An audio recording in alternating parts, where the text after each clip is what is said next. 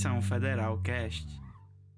Bom, gente, eu vou começar aqui lendo o texto bíblico, né? Diz assim, Mateus 25, versículo 1. Então o reino dos céus será como 10 virgens que pegaram as suas lamparinas e saíram para encontrar-se com o noivo. 5 delas eram insensatas e 5 prudentes. As 5 insensatas não levaram óleo suficiente para as lamparinas, mas as outras 5 tiveram o bom senso de levar óleo de reserva.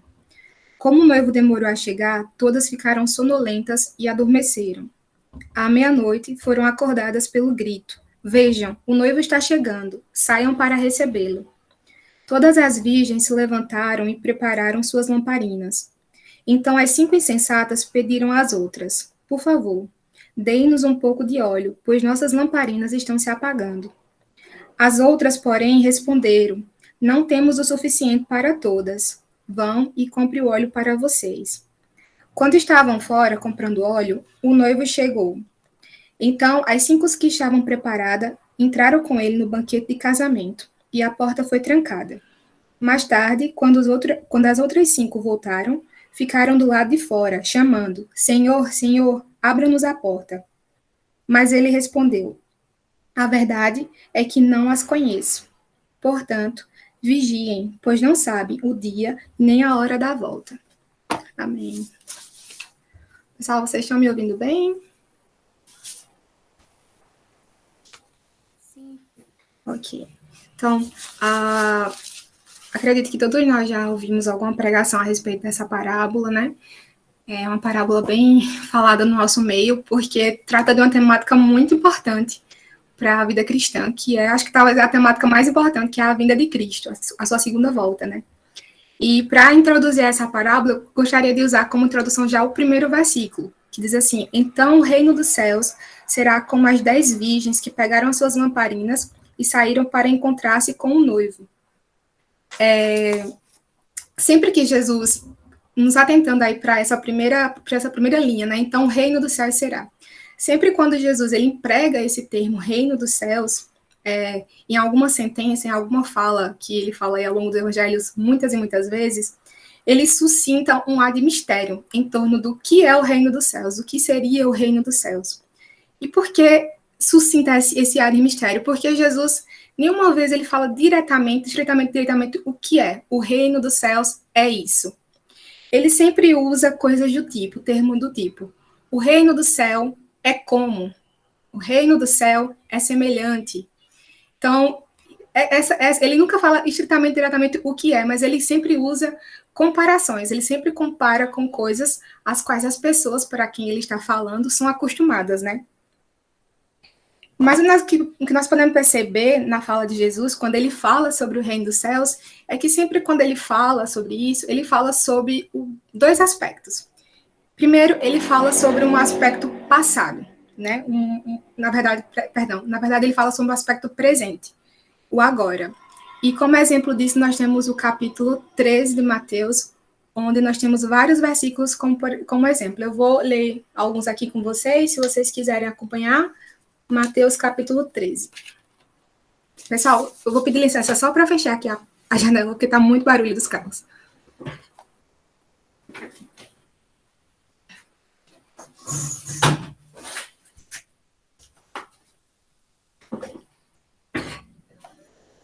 Ok, voltei. Então, Mateus 13.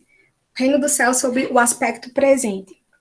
Nós temos aí o versículo 31, que diz assim: Então Jesus contou outra parábola. O reino dos céus é como a semente de mostarda que alguém semeia no campo. O versículo 33 diz: Jesus também contou a seguinte parábola: O reino dos céus é como o fermento usado por uma mulher para fazer pão. Versículo 44. O reino dos céus é como um tesouro escondido que o homem descobriu no campo. 45. O reino dos céus também é como um negociante que procurava pérolas da melhor qualidade. E 47. O reino dos céus é ainda como uma rede de pesca que foi lançado ao mar e pegou peixes de todos os tipos. Então, aqui a gente tem um aspecto presente do que o reino dos céus é para aquela época, né? Ali para as pessoas que a gente está falando. Porém, um outro aspecto sobre essa parábola um outro aspecto sobre essa parábola é o seu tempo futuro, quando Jesus fala nela no tempo futuro. E um bom exemplo sobre isso é justamente a nossa parábola de hoje, né? Mateus 25, do 1 ao 13. Quando Jesus inicia, o primeiro versículo lá dizendo: então o reino dos céus será. A gente não tem mais um é, a gente tem agora um será. Bom, então aí a gente tem agora uma questão de algo que ainda não foi consumado, de algo que ainda vai acontecer, né? E é onde a gente entra com aquela questão, aquela tensão aí do reino. O já é do reino e o ainda não é do reino. Então aqui nós nos deparamos com aquilo que ainda não do reino, aquilo que ainda não foi consumado. E o que ainda não foi consumado? A volta do nosso Senhor Jesus Cristo, né? A sua segunda vinda, um dia que todos nós aguardamos, um dia que nós ansiamos, ou pelo menos deveríamos estar fazendo isso. E essa volta de Jesus, né, é algo que o próprio Jesus prometeu. Quando a gente vai lá para João 14, Jesus disse o seguinte: não deixe que seu coração fique aflito. Creiam em Deus, creiam também em mim. Na casa de meu pai há muitas moradas. Se não fosse assim, eu lhes teria dito: vou preparar lugar para vocês, e quando tudo estiver pronto, virei para buscá-los, para que estejam sempre comigo, onde eu estiver. Então, ele é quem prometeu que nos viria nos buscar, para que onde ele estivesse, nós estejamos também.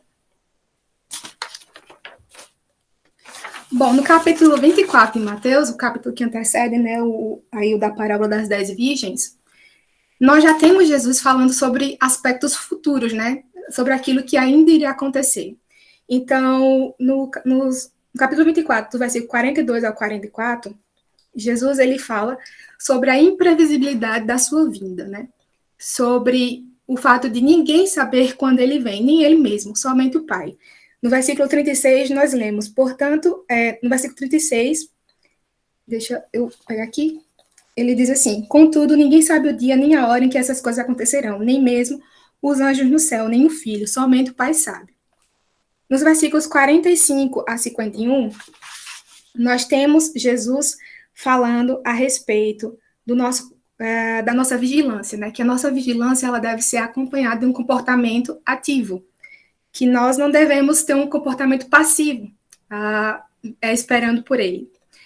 E na parábola que nós estamos estudando hoje, a parábola das 10 virgens, nós temos Jesus falando sobre a necessidade de preparação face à longa demora do noivo, né? Então, nós temos aí, na primeira parte, Mateus 24, 42, 44, Jesus falando da imprevisibilidade do dia e da hora, né, que ele virá. Na segunda parte, nos alertando a vigiar de maneira ativa. E agora falando sobre nossa preparação para esse grande dia. E para ilustrar essa preparação, Jesus ele usa uma figura, ele usa um acontecimento muito comum a todas as culturas da Terra, aí, né? Não importa se é Oriente, se é Ocidente, se é tempos passados ou tempo presente, casamento é algo que sempre foi importante para qualquer cultura, para qualquer povo. E Jesus usa justamente esse evento grandioso, esse evento tão importante para a vida das pessoas, para ilustrar essa questão da preparação.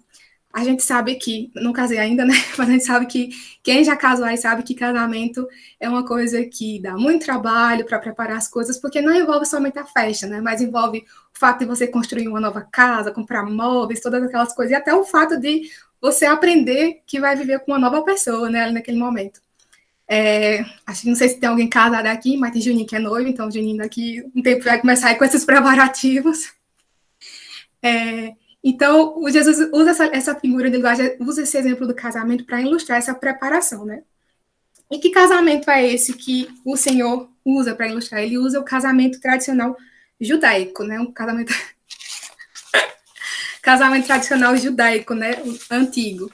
E para a gente entender bem essa parábola, eu acho que se faz necessário a gente conhecer mais ou menos como que acontece, de uma maneira geral, como que se dá esse casamento tradicional judaico antigo, né? Então, as festividades desse casamento, elas iniciam ao anoitecer, sempre ao anoitecer, depois de pôr do sol. E o cerimonial, essas festas de casamento, eles poderiam demorar, tipo, vários dias, semanas, inclusive. E a festa, ela iniciava na casa do noivo, onde o noivo, ele saía com os seus melhores amigos, nós vamos dizer assim, os seus amigos mais íntimos, para se encontrar, para ir até a casa da noiva. e eles faziam esse deslocamento pelas ruas e até lá. Quando o noivo estava próximo, né, chegando ali para buscar sua noiva, era comum que as pessoas avisassem, tipo assim, o noivo está vindo, né? E aí, no que o noivo estava vindo, tinha-se essas 10 virgens, que na verdade são 10 damas de honra, né, da noiva, que elas tinham como dever, dentro da formalidade do casamento, né, tipo assim, elas tinham que cumprir essa formalidade, que eram pegar as suas lamparinas, as suas tochas, e conduzirem o noivo, iluminarem um caminho para o noivo, vamos dizer assim, até a noiva. Então, o noivo chegava à casa da noiva, aconteciam várias partes das cerimônias, e depois eles saíam todos de volta para a casa do noivo novamente. E aí tinha uma procissão, né, do noivo com a noiva, todos os convidados dessa festa, para a casa do noivo. E essa procissão ela era seguida assim, com muito júbilo, com muita alegria, né, esse casamento. E apesar do texto falar que somente as 10 virgens é que tinham essas lamparinas, essas tochas, o comentarista cultural, né, tipo histórico-cultural, o Craig Kinner, se eu não me engano, ele fala que, na verdade, todos os convidados dessa festa portavam uma tocha, uma lamparina. Porque o que acontece? Se fosse visto ali no meio daquele povo, daquela procissão, alguém que não tivesse com essa lamparina, com essa tocha, era mal vista, porque dizia, por que essa pessoa está sem isso? Essa pessoa não está preparada para essa festa, porque a gente sabe que tem que ter essa tocha, até porque era noite, era anoitecer, era entardecer, estava tudo escuro, então precisava cada um ter a sua tocha. E as pessoas que não tinham as suas lamparinas, as suas tochas, de acordo com o D.A. Carson, eles eram considerados intrusos nessa festa, eram considerados penetras, podiam ser considerados arruaceiros, vândalos, até mesmo bandidos. Então não eram bem vistos. E sobre isso, é interessante, eu li semana passada, eu não esqueci de anotar onde eu peguei, li um texto de uma pessoa que falou que fez uma visita lá para a região da Palestina, né, era um historiador, e ele se deparou com o casamento judaico tradicional. E ele disse que estava no carro, no táxi, né, e ele viu essa procissão passando com muita festa, com muito júbilo, e ele perguntou para o taxista, o que é isso? E o taxista disse assim, é um casamento tradicional judaico. Aí ele falou, a gente pode sair para ver, para olhar de perto? Aí ele falou, não, porque se você chegar ali sem a sua tocha, as pessoas vão te ver com maus olhos, vai achar que você, tipo, você é penetra, o que você está fazendo aqui? Então, eu achei muito interessante isso, e, perdão, eu não notei o nome dessa pessoa. Eu procurei muito essa semana, mas não achei. Bom, mas é assim que acontecia o casamento tradicional judaico, né? E sabendo, né, que como ocorria esse casamento, eu acho que agora a gente pode discorrer pelo texto, né? Tendo essa base aí para a gente entender o que aconteceu. Então, no versículo 1, a gente tem, então o reino do céu será como as 10 virgens que pegaram suas lamparinas e saíram para encontrar-se com o noivo. Aqui a gente tem a figura do noivo, que é representada pelo nosso Senhor Jesus Cristo. Nós entendemos que é o nosso Senhor Jesus Cristo, até porque o próprio Jesus, ele se intitula como noivo. A gente pode ver isso como exemplo lá no capítulo 9 de Mateus, 9:15, que diz assim, Jesus respondeu, vocês acham que os convidados de um casamento podem estar tristes quando o noivo está com eles? Claro que não, mas chegará o tempo em que o noivo será tirado do meio deles. Então, sim, eles vão jejuar, né? Estavam cobrando ali Jesus a respeito por que seus discípulos não jejuavam. E Jesus disse, como é que eles podem jejuar se eu ainda estou aqui, né? Tipo, por que eles vão fazer isso se eu ainda estou aqui? E esse noivo é Jesus, né? Ele se refere a si mesmo como noivo. Então, e aí a gente tem aí a figura do noivo, nós temos as 10 virgens, que seriam as 10 damas de honra da noiva, né? E um fato curioso, né? A parábola em si, a gente não deve se ater aos itens da parábola, aos seus significados alegóricos. O primordial da parábola é você entender a ideia geral do texto, né? Você pegar a ideia geral do texto, o que aquela parábola quer nos ensinar, qual é a lição que ela quer nos passar. Mas o fato curioso é que é o fato deles usarem 10 virgens, né? Não pelo fato de serem virgens, porque isso já era algo que se presumia, né? Pela época, que essas moças fossem donzelas. Mas o 10, porque o 10 é um número importante para os judeus, né? Para o judaísmo. A gente viu o Matthew Henry, ele discorre sobre os judeus não fundarem uma sinagoga, não realizarem uma circuncisão, uma festa de Páscoa, um casamento, sem ao menos ter pelo menos 10 pessoas presentes. A gente vê que Boaz, quando casou com Ruth, ele requisitou ali 10 homens, 10 autoridades para servirem de testemunha para o casamento. Um exemplo no Novo Testamento, a gente tem em Lucas 19:13, né, a parábola das moedas, onde um importante homem, antes de viajar, ele chama 10 dos seus empregados e dá cada um uma moeda de ouro, né? Então, é só um fato curioso, né, de serem essas 10 musas. Sobre as lamparinas, eu já falei para vocês, né, que sobre as lamparinas, que ele na Bíblia, na minha linguagem, fala lamparina, mas segundo o Craig Keener, né, comentarista histórico-cultural, ele fala que dificilmente essas lamparinas seriam lâmpadas herodianas, que lâmpadas herodianas são muito pequenininhas, elas cabem na palma de uma mão, e a sua chama é muito pequena, seria insignificante ali para aquele ambiente noturno e tudo mais. Acredita-se é mais oportuno que fossem tochas de verdade, tipo uma haste de madeira, um cabo de madeira, né, que era envolto de farrapos, e esses farrapos eram embebidos em óleo. Então, era mais oportuno que fosse isso, essas lamparinas que essas moças usavam e todos os convidados usavam. Bom, no versículo 2, diz assim, 5 delas eram insensatas e 5 prudentes. Então, aqui a gente nos depara com 2 características de personalidade dessas moças, né? Jesus está contando aí que desse grupo de 10, dividiu em 2 grupos, onde um grupo era classificado como sensatas, né, prudentes, e outras como insensatas, sem juízo, loucas, nécias. E um fato que eu observei é que, independente se elas forem insensatas ou fossem sábias, elas tinham a mesma função. Elas tinham a mesma obrigação para com o noivo, né? Tipo, elas não tinham funções diferentes. As sábias tinham que fazer isso e as insensatas tinham que fazer aquilo. Elas tinham a mesma obrigação para com o noivo, elas tinham a mesma função dentro da formalidade ali do casamento. O versículo 3, ele nos diz, os versículos 3 e 4, eles nos contam o motivo dessas moças serem classificadas como insensatas ou prudentes. O versículo 3 diz assim, as 5 insensatas não levaram óleo suficiente para as lamparinas, mas as outras 5 tiveram o bom senso de levar óleo de reserva. Então, as 5 insensatas, elas não levaram óleo para manter as suas lamparinas acesas. Elas não foram precavidas, né? Elas não pensaram na demora do noivo, elas não estavam preparadas para a demora do noivo. É aquele tipo de pessoa que, como eu posso dizer, vai o famoso, vai dar certo. Tipo, vai dar certo, vai colar. Tipo, não precisa fazer isso. E não levavam. Então, fazendo isso, elas eram negligentes com a sua função. Elas eram negligentes com a função que lhe foi confiada, que era sair ao encontro do noivo para poder guiá-lo até a noiva e iluminar o caminho ali. E quando eu estava fazendo as anotações, eu lembrei de um exemplo prático aqui, né? Eu lembrei do meu pai. O meu pai, ele, né, tinha vários problemas de saúde, muitos anos de muitos exames, e aí a gente tinha uma caixa, assim, com exame catalogado por data, tipo ano, 2000 e tanto, mês tal, e aí lá a parte de exame. E sempre que meu pai tinha uma consulta nova, eu levava só o exame recente, tipo, o exame do mês passado. Pegava o exame do mês passado, aí eu saindo de casa, ele, cadê os outros exames? Aí eu dizia, não, pai, pra que você vai levar esse tanto de exame? O médico nem vai querer saber disso. Aí ele, o homem precavido vale por 2. Traga lá o restante dos exames.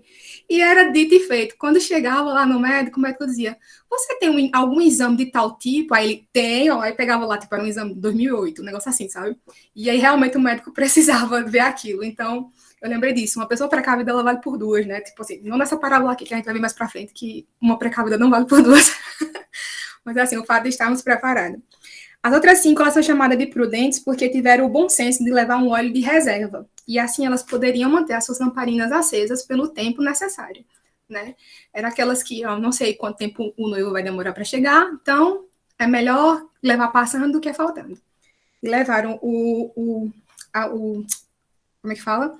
Levaram ali a reserva de óleo. Salomão, ele diz lá em Eclesiastes, no capítulo 2, versículo 13, que a sabedoria ela é melhor do que a tolice, assim como a luz é melhor do que a escuridão. Apesar desse versículo se encaixar para muitas áreas da nossa vida, a sabedoria é melhor do que a tolice, assim como a luz ela é melhor do que a escuridão, ele se encaixa literalmente para essa situação. Porque aqui as sábias poderiam deixar as suas lâmpadas acesas, iluminando, estavam na luz. E as nécias eram tolas, né? Então, não levaram óleo suficiente, iam ficar na escuridão. esse texto, ele nos dá uma nova visão do significado de sabedoria, ele nos dá um novo horizonte, ele amplia o nosso horizonte do que é a sabedoria. Porque muitas das vezes nós restringimos sabedoria só como um manual de condutas, ali, como se fosse uma cartilha de instruções sobre como viver bem. Mas esse texto, ele nos apresenta um novo significado, ele nos diz que sabedoria é nós estarmos preparados para encontrar com nosso Senhor Jesus Cristo. Ele nos dá esse novo significado. Ser sábio se refere a estar preparado para encontrar com o Senhor naquele grande dia. Bom, passando para o versículo 5, nós temos aí, como o noivo demorou a chegar, todas ficaram sonolentas e adormeceram. Bom, eu vou emitir um pensamento meu aqui, né? Muitas vezes já vi as pessoas falando sobre esse texto e exercendo um julgamento sobre o fato dessas moças dormirem, né? Elas terem adormecido. Mas, olha, vamos pensar bem aqui como é. Essas moças eram 10 damas de honra dessa noiva. Provavelmente essas noivas passaram muitos dias ajudando essa noiva com os preparativos. Elas tiveram um dia cansativo porque passaram um dia com a noiva, né, nos preparativos. Até elas mesmas tinham que se arrumar, elas tinham as suas próprias formalidades que precisavam cumprir naquele casamento. E o versículo diz que o noivo demorou. Então, era tarde na noite, a festa começou a anoitecer. E o noivo demorou. A gente vai ver no versículo 6 que o noivo chegou à meia-noite. Era normal que essas meninas, essas moças, né, tivessem com sono. Sono é uma necessidade biológica de qualquer ser humano. E fala que todas adormeceram, não só as nécias, mas as sábias também adormeceram. Então, não vejo motivos para exercer uma função de julgamento sobre o fato delas estarem dormindo, até porque o texto não traz isso. O texto ele classifica como sábia ou como nécia, aquelas que não levaram óleo suficiente, e como sábias, aquelas que levaram óleo reserva, e não o fato delas terem dormido ou não delas terem adormecido, né? E sobre esse ponto, eu achei, o Iago Martins, ele falou uma coisa muito assim, que eu achei muito boa a percepção dele sobre isso. Ele diz assim que vigiar não significa estar no estado alerta, tão frenético, assim, estou falando com as minhas palavras, parafraseando o que ele falou. Vigiar não significa estar no estado de alerta tão frenético ao ponto daquilo nos causar uma inquietação ruim, uma inquietação má, ao ponto de nós começarmos a fazer coisas que não deveríamos, nos desesperar com coisas que não deveríamos fazer isso. Vigiar não é isso. Vigiar é estar preparado com a provisão necessária para aquele grande dia. Né? Vigiar é quando chegar aquele grande dia, você está preparado, é isso, você está com a provisão necessária, você não está faltando, mas você está com aquela quantidade necessária para aquele grande dia. E quando o Iago falou sobre isso, né, eu vi um vídeo dele falando sobre isso, eu lembrei de um acontecimento chamado como o Grande Dia do Desapontamento, não sei se vocês conhecem, mas o Grande Dia do Desapontamento aconteceu em 20 de outubro de 1844, se eu não me engano.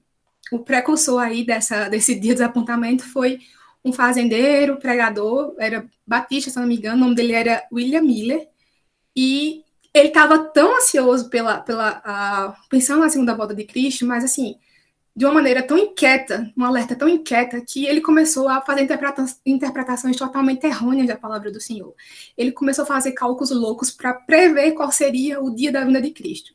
Daí ele chegou a uma conclusão de que o Senhor Jesus viria entre a primavera de 1843 e a primavera de 1844. E ele convenceu muitas pessoas a respeito disso.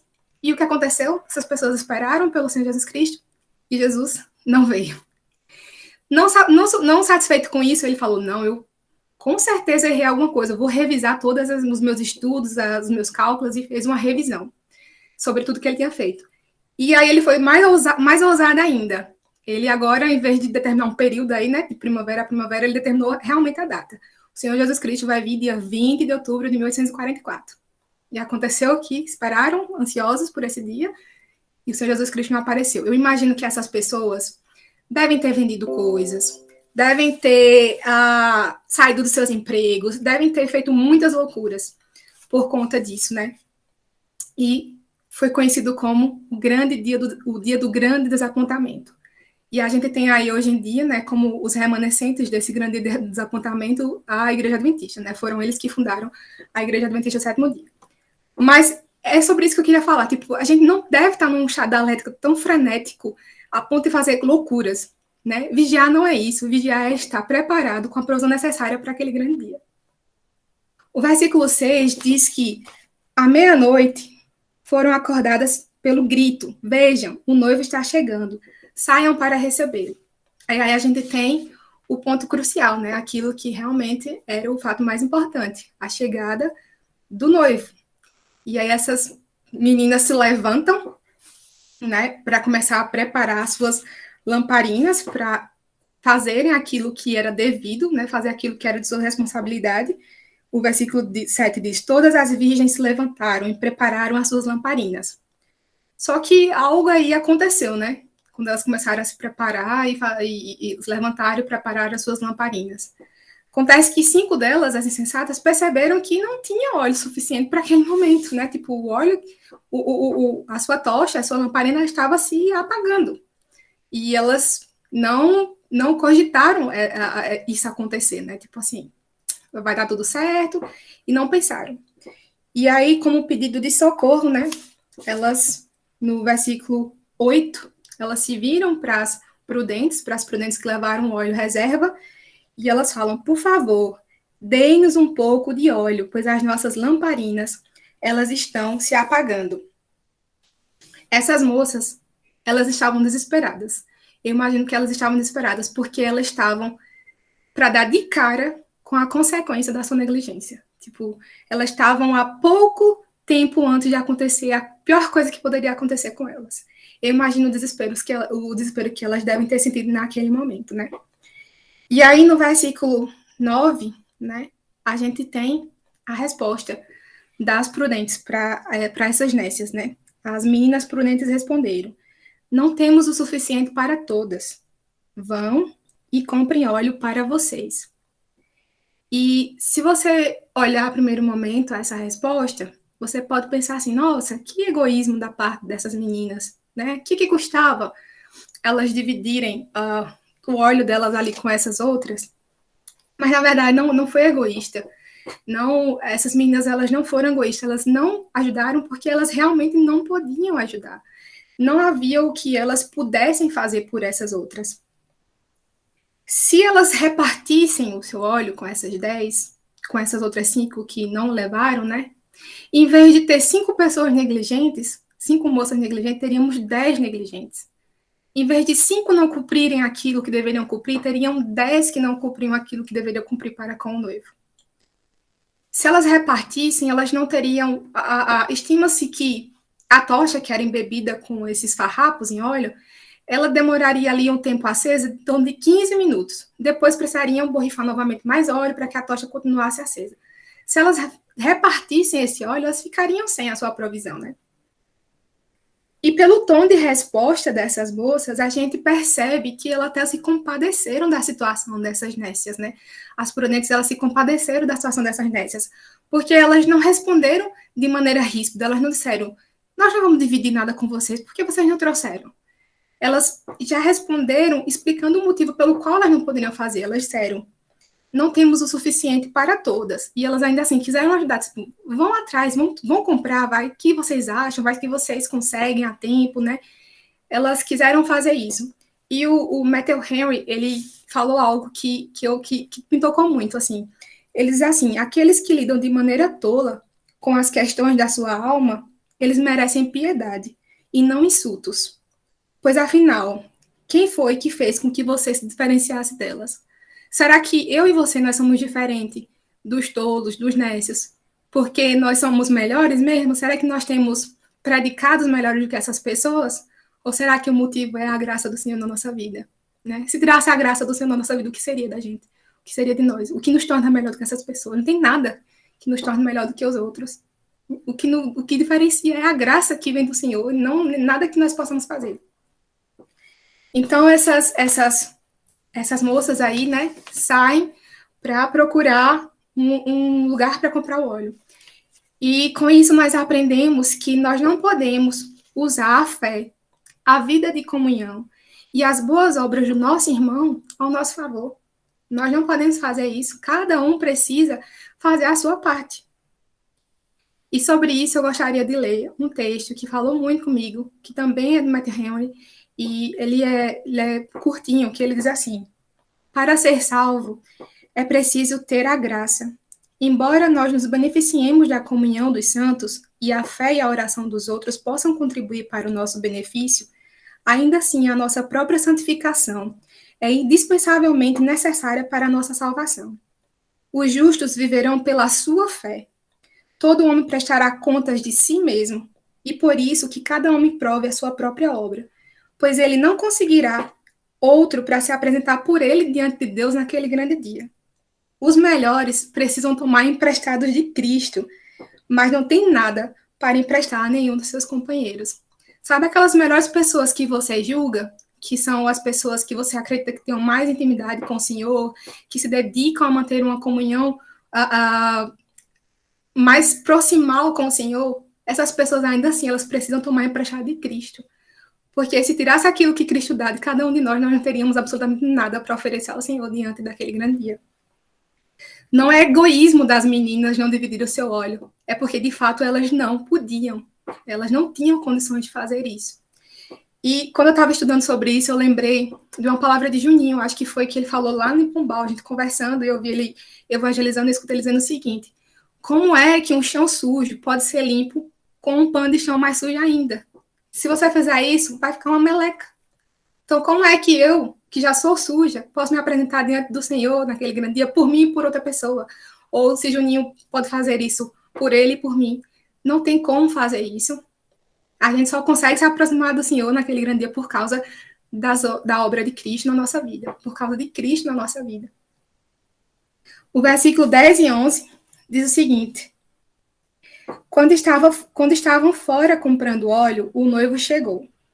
Então, as 5 que estavam preparadas entraram com ele no banquete de casamento, e a porta foi trancada. Mais tarde, quando as outras 5 voltaram, ficaram lá de fora, chamando: Senhor, Senhor, abra-nos a porta. Enquanto elas estavam fora, na tentativa, né, de comprar um óleo, o noivo chegou. E elas não estavam ali. E aqueles que estavam preparados entraram com o noivo para o banquete. Mais tarde, essas virgens insensatas chegaram e encontraram a porta trancada. E isso faz com que um pensamento nosso seja desfeito nesse momento. Um pensamento meu foi desfeito estudando essa palavra. Muitas das vezes a gente pensa que sempre há tempo para buscar o Senhor Jesus. Ah, não fiz isso hoje, mas amanhã eu vou ter uma oportunidade. Não fiz essa agora, mais tarde terei uma oportunidade. Isso não é verdade, isso é uma grande mentira. É uma grande mentira.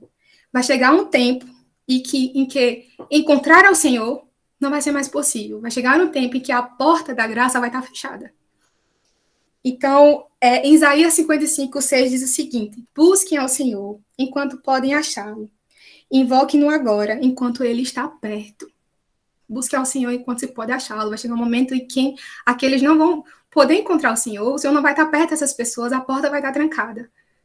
Não fale, não dê continuidade dessa mentira de que sempre vai haver tempo para as pessoas, não. Quando a gente for falar de Jesus Cristo para as pessoas, nós devemos dizer: o momento é agora.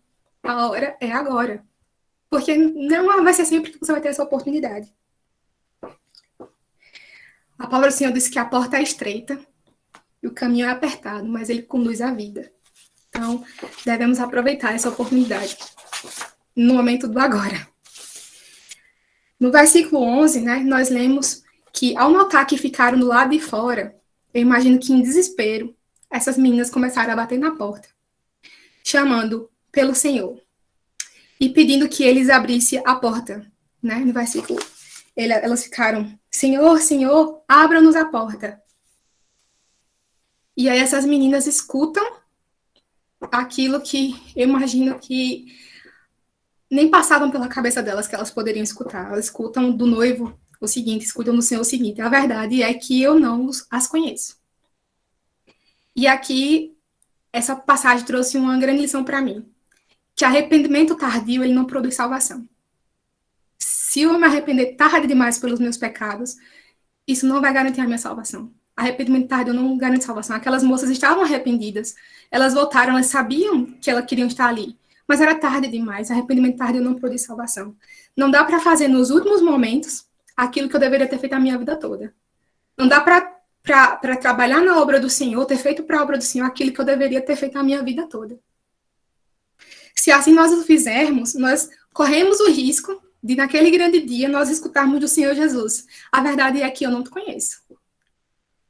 E apesar do versículo 51, do capítulo 24 de Mateus, né, o capítulo anterior, o último versículo do capítulo anterior, nos dizer que o destino dos insensatos é um lugar de choro e de ranger de dentes, ou seja, o inferno, eu não consigo pensar em nada mais doloroso do que ouvir do Senhor Jesus naquele dia: eu não te conheço. Não desfrutar a eternidade com Cristo, eu acho que é a pior coisa que poderia acontecer conosco. E acredito que nenhum de nós quer passar por isso. Mais do que ir para o inferno, mais do que passar a eternidade no sofrimento, não estar com o Senhor, escutar o do Senhor: eu não te conheço, é a pior coisa que poderia acontecer na nossa vida. O versículo 13 é a conclusão dessa parábola, é a síntese dessa parábola. E ele diz assim: portanto, vigiem, pois não sabem o dia nem a hora da volta. Uma coisa, ela é certa: o noivo, ele vem, Jesus Cristo, ele vem, ele prometeu que ele vinha. E a palavra do Senhor diz que Deus não é homem para que imita, nem filho de homem para que se arrependa. Ele cumpre com o que ele promete. O questionamento que fica para nós é: nós estaremos preparados para esse grande dia? Nós estaremos preparados para encontrar com o nosso Senhor Jesus Cristo? Será que agora nós estamos sendo prudentes ou insensatos quanto ao retorno do Senhor? Quanto à espera, né, desse longo período aí?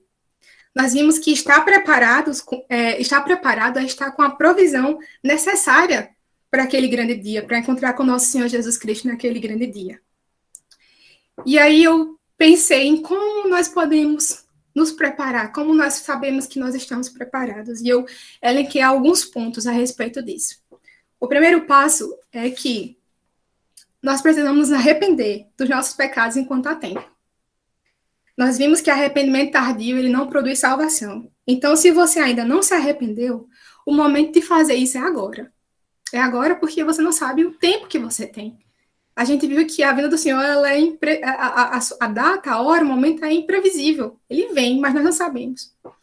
Então, o momento de se arrepender dos nossos pecados, o momento de iniciar uma vida nova com o Senhor é agora. O segundo, busque ao Senhor enquanto se pode achar. Entre pela porta estreita, enquanto ela ainda está aberta, e ande pelo caminho apertado. A porta é estreita, o caminho é apertado, mas é o caminho que conduz à vida. Nós devemos conhecer ao Senhor mais e mais. Oséias 6,3 diz: então conheçamos e prossigamos em conhecer ao Senhor. A sua saída como a alva é certa, e ele a nós virá como a chuva serôdia que rega a terra. Conhecer ao Senhor é não esmorecer, não é o fato de não esmorecer, é não se deixar para sempre no esmorecer. O que eu posso dizer? É orar mesmo quando você não tiver vontade de orar, é orar quando nós não tivermos vontade de orar, é ler a sua palavra quando a gente não tiver a fim de ler a palavra do Senhor, é evangelizar mesmo quando estiver cansado, é ir para a casa do Senhor ao domingo, mesmo que a gente tenha tido uma semana extremamente cansativa, estressante, né? Eu estava estudando para a palavra e domingo eu estava bem cansada, com muito sono. E aí eu falei: eu não vou para a igreja hoje, porque eu estou muito cansada. Aí eu deitei para tirar um cochilinho e essas palavras ficaram ecoando na minha cabeça. Conhecer ao Senhor é ir mesmo quando você estiver cansada, é manter a sua comunhão. E esse estudo me constrangeu a ponto de eu me levantar, me arrumar e ir para a igreja. Então, o terceiro passo é que nós possamos desenvolver a nossa salvação. Paulo diz em Filipenses 2, parte do versículo 12 e o versículo 13: trabalhe com afinco a sua salvação, obedecendo a Deus com reverência e temor, pois Deus está agindo em vocês, dando-lhe o desejo e o poder de realizarem aquilo que é do agrado dele. Nós temos um estudo aqui na Missão Federal só sobre esse texto, desenvolvimento da salvação. Depois, se vocês quiserem ver completo, vocês acessam o YouTube ou Spotify. Mas, em suma, desenvolver a nossa salvação é não ter um comportamento passivo, de achar que porque nós somos salvos, nós deveríamos viver no comodismo. Na verdade, ter esse comportamento passivo, ter essas ações passivas, não deveriam ser algo que um salvo do Senhor fizesse, né? nós devemos obedecer ao Senhor e demonstrarmos a Ele a nossa obediência, fazendo aquilo que é do seu agrado, fazendo aquilo que Ele nos responsabilizou, daquilo que Ele colocou nas nossas mãos. Aquelas virgens, elas tinham uma responsabilidade para com o noivo. Algumas cumpriram, outras não. E servir ao Senhor, desenvolver nossa salvação, é cumprir as nossas responsabilidades para com o Senhor. E quais responsabilidades são essas? Nós devemos proclamar as boas novas de salvação a todas as pessoas, ao máximo que nós conseguirmos, para que naquele grande dia, não só mais e mais pessoas possam estar preparadas para conhecer o Senhor, para se encontrarem com o Senhor Jesus Cristo. Nós não tínhamos nada, nós tínhamos apenas o inferno, e hoje nós temos Cristo. E Cristo não fez isso porque nós somos melhores que os outros. Por que não compartilhar com os outros as boas novas que nos deu vida, que nos vivificou? Nós também devemos fazer discípulos, nós devemos ser discípulos e fazer discípulos. Eu estava conversando com o Giovanna, uma coisa que a gente falha muito, eu digo como igreja, como a minha igreja, é fazer discípulos, né? Tem até tem até um ditado que diz assim, você tem que parir e tem que criar. Não basta evangelizar e falar das boas novas de salvação para as pessoas, você tem que caminhar com essas pessoas, sabe? Você tem que fazer com que aquelas pessoas estejam assim, dar condições para aquelas pessoas estarem apresentáveis diante do Senhor naquele dia. Então, nós devemos fazer isso. E, para finalizar, é muito difícil, né? Essa palavra, eu me questionei muito quando estava estudando, mas, assim, meu pensamento, a minha oração é que o Senhor tenha misericórdia para nós, né? Agora eu lembrei de Juninho, Senhor, ser propício a nós, ser propício a mim, sabe? Que o Senhor tenha misericórdia de nós, para que a gente possamos ser prudentes nessa espera pelo noivo, nessa espera pelo nosso Senhor Jesus Cristo, para que quando chegar aquele grande dia, nós não viemos a escutar do Senhor, eu não te conheço, mas sim vinde bendito do meu Pai, ao reino que vos está preparado, sabe? Sejam bem-vindos, meu filho. Então, o que eu queria compartilhar com vocês essa tarde era isso, né? Espero que vocês tenham entendido, que o Espírito Santo tenha falado ao coração de vocês, assim como falou no meu, né? E eu gostaria de orar para encerrar. Oremos. Senhor, nosso Deus, nosso Pai, muito obrigada, Senhor Deus, pela Tua palavra, Senhor. A Tua palavra, ela é viva, Senhor, ela é poderosa, Senhor, ela vivifica. Senhor, Senhor, quantas vezes a Tua palavra, ela nos constrange, Senhor, de uma maneira estrondosa, Senhor. Que o Senhor nos dê cada dia mais dependência, Senhor, dos nossos momentos contigo, Senhor. Nosso momento de leitura, Senhor, de meditação, de oração, Senhor, pelos nossos irmãos. Que a cada dia, Senhor Deus, a nossa conduta, o Espírito Santo venha, Senhor Deus, nos alertar sobre a nossa conduta, sobre aquilo que nós precisamos melhorar, sobre aquilo que nós devemos ser corrigidos, Senhor Deus. Que o Senhor seja conosco, que o Senhor tenha misericórdia nas nossas vidas, Senhor Deus. Que o Senhor nos ajude a nos mantermos, Senhor, prudentes, Senhor, e aguardar com prudência, com sensatez, Senhor Deus, a Tua vinda, Senhor Deus. Que naquele grande dia, Senhor, nós, e quanto mais pessoas forem possíveis, Senhor, possamos te encontrar, Senhor, podemos te receber, Senhor, podemos ver a Tua face, Senhor Deus, e desfrutarmos contigo de toda a eternidade. Eu te oro, Senhor, pelos meus irmãos, pedindo que o Senhor abençoe a vida de cada um, a semana de cada um, abençoe aqueles que estão em final do período, Senhor Deus, fortaleça cada um, Senhor, seja com cada um, meu Deus, abençoe a missão federal, Senhor, como toda, sua liderança, seus membros, Senhor Deus, e que o Senhor nos use para a Tua glória, Senhor, aonde quer que nós estejamos. É assim que eu te peço e te agradeço. Amém.